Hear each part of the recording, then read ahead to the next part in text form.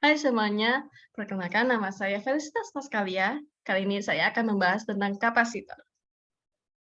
Nah, apa aja sih yang kita akan bahas? Yaitu yang pertama, pengertian kapasitor, kedua, fungsi kapasitor, ketiga, cara kerja kapasitor, keempat, prinsip kerja kapasitor, dan yang kelima, prinsip pembentukan kapasitor. So, let's go. Nah, apa sih pengertian dari kapasitor tuh? Yaitu kapasitor ialah alat yang digunakan untuk menyimpan energi dan arus listrik pada jangka waktu tertentu. Untuk dapat menyimpan energi listrik, kapasitor perlu mengumpulkan ketidakseimbangan internal dari sebuah muatan listrik.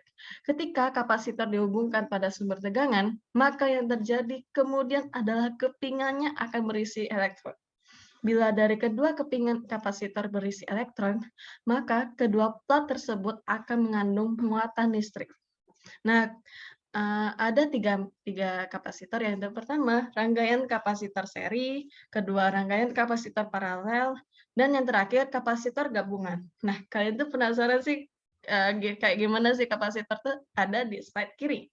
Nah, itu ada beberapa macam kapasitor.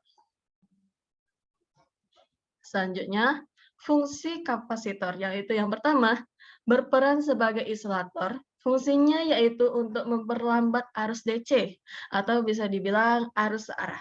Kedua, sebagai penyaring atau filter dalam sebuah rangkaian power supply. Ketiga, berfungsi untuk menyimpan tegangan dan kuat arus pada periode tertentu. Dan yang terakhir, pada lampu neon, fungsi dari kapasitor adalah digunakan untuk penghemat daya listrik. Selanjutnya, cara kerja kapasitor. Nah, cara kerja kapasitor adalah mengalirkan elektron menuju kapasitor. Pada saat kedua keping atau piringan dipisahkan oleh penyekat atau isolator, maka kapasitor akan bersifat netral. Namun, pada saat baterai terhubung, titik pada ujung kutub negatif akan menolak elektron. Sementara itu, ujung kutub positif akan menerimanya. Pada saat kapasitor sudah penuh berisi elektron, kemudian tegangannya akan mengalami perubahan. Maka elektron yang terdapat pada kapasitor ini akan dialirkan menuju rangkaian lain yang dibutuhkan.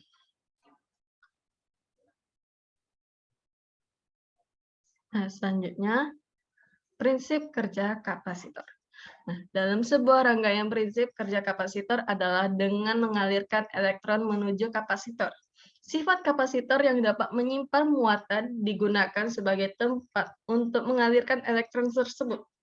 Pada saat kapasitor telah terisi penuh dengan elektron, maka tegangan akan mengalami perubahan.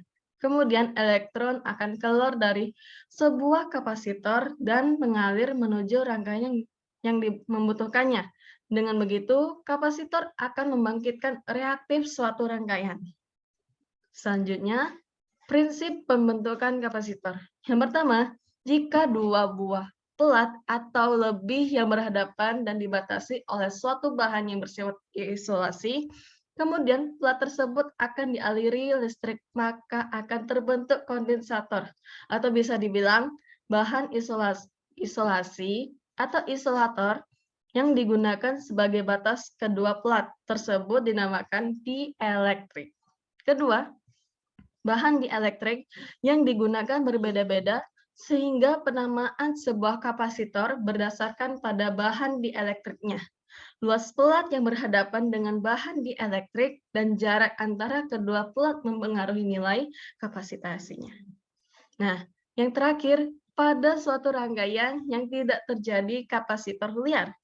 Sifat yang demikian disebutkan dengan kapasitansi parasitik.